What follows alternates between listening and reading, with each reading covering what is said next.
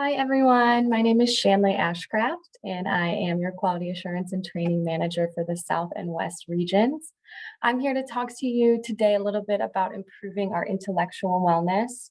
The intellectual wellness dimension involves many things that keep our brains active and our intellect expanding. So in a broad sense, this dimension can involve looking at different perspectives of an issue and taking them into consideration. So through a number of activities, from learning about current events to organizing game nights in your home or community, you can broaden your perspective and understand diverse points of view. And that's the hope for today's session. So when looking at our intellectual wellness, the different areas we want to look at, first, we're going to talk about personal interests, which we're all excited about. Obviously, when we're invested and interested in something, it's a lot easier for us to learn. We're more engaged and we want to learn that information and we want to retain it so that we can bring it back up or pull from a resource of some kind later on. So have you considered teaching a class or leading a workshop based on your skills, knowledge, or experience you may have? You know, you have gifts, share them with other people. Or if you want to learn more, you can learn from others if you're not one of the types to want to teach. So find a community group or organization where you could teach a class or a workshop or lead a discussion or just simply participate. Do you enjoy reading? Might you be interested in books, magazines, blogs? Facebook threads are entertaining.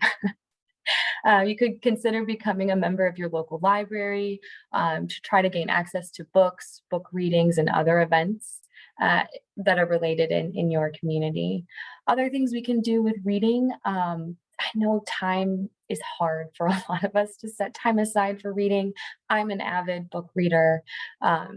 However, I still don't have enough time to read as often as I'd like. So what I've started to do are audiobooks, and that's kind of helped with just maybe reading books I wouldn't normally pick up because I'm listening to them. I'm still retaining the information, I'm still receiving it, and I'm open to it, but I don't have to sit and concentrate and find the time to actually sit and read, which I know is time is a valuable resource these days. So other things we can do. What would you like to do or learn? Have you considered creative arts such as drawing, pottery, or photography? How about martial arts or learning about nature, or improving your computer skills? So you could explore public events in your community by checking out the events section in your local newspaper. I live in an apartment building, so they constantly have stuff posted on our bulletin board downstairs. Also, stuff in the community is always posted. Google is probably your greatest resource, or your neighbors. The local library, I'd say, is probably your best resource if you're going to do a community-based one. Flip through travel books or go online and find places you might enjoy reading about or visiting. So we're a little restricted in how we can travel and where we can go. COVID has definitely thrown a wrench in that. So maybe just learning about it in other ways are ways that we can escape in our minds, use some imagery. Have you considered inviting a friend, family member, or a coworker to attend a lecture, a musical performance, or a play? I recently went to a philanthropy event with a dear friend of mine, and it was a wonderful experience. It was great to just like get out and talk to people, learn about an issue that I wasn't well versed on, donate in some capacity, no matter how small, it makes an impact. And it was just enjoyable to be in a social environment with other people and like have intellectual conversation. Moving on to the next area that we're going to look at is education. So if you are interested in continuing education, are there available classes near you that might lead you to getting a volunteer or a paid job, or just improving your performance at your current job and enhancing your skills for the job you currently have? So check out your local college websites for information on classes they offer to the public. If you're interested in going back to school, obviously something that you want to think about, but you'd be surprised what the colleges will offer for free or just like one-time courses. Are you interested in improving your language skills or learning a new language, whether one-on-one or through a group class or via CDs or online resources? So see what kind of skills training such as writing, sign language, or blogging might be available at the public library. Local congregations, local colleges, or other community organizations also offer a lot of neat programs. I actually signed up for a creative writing course recently. I pulled from just stuff I used to do as a kid. I used to enjoy that. So I thought, like, why not? I need to exercise my brain in a different way. So just looking into things that I might find nostalgic. So pull from what you've done before and what you know you're good at. Next area we're going to look at is brain exercise. So have you explored thrift shops, libraries, or bookstores for books or DVDs that interest you? Subscribe to your local newspaper or pick up a free edition. Many offer sections on subjects that are local, national, and international. Are you keeping your mind sharp by playing brain games, mind teasers, or fun memory enhancing games? Obviously, as a therapist, or when I was working with kids, I used to play games a lot. Memory was a game I played very often. So I was constantly exercising my brain in that position.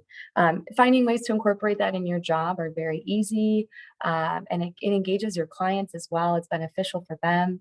But other things you can do, like apps for your phone, play Sudoku, word games, euchre. I don't know, find something that you enjoy and find a way to practice it. Play crossword puzzles and other games like Sudoku. Sudoku's a great one. Have you read up on current affairs locally, nationally, and internationally? So become familiar with websites like, I'm sorry, this is very off topic. I jogged over. Rewind. Other places you can find interesting games would be like websites like Games for the Brain, or you can just simply Google search. They'll find you nice ones that are applicable to your phone that you can download onto your phone. The last area we're going to talk about today is conversation. So do you enjoy taking part in discussion, intellectual conversations, debates, or other ways of gaining an enhanced understanding of issues? This is a hot topic right now. I mean, the world is like a very contentious place to be. Everyone has an opinion and a strong one right now. So it's challenging, and I can understand the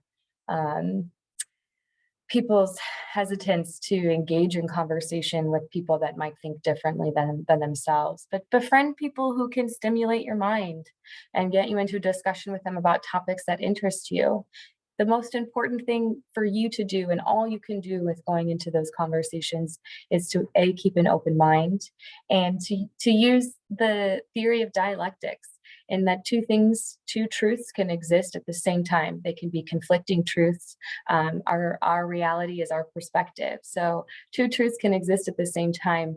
Find a grain of truth within those and bond over it. It's easy to bond with people over mutual hatred, but it makes longer, more meaningful connections when we bond with people over mutual likeness of things.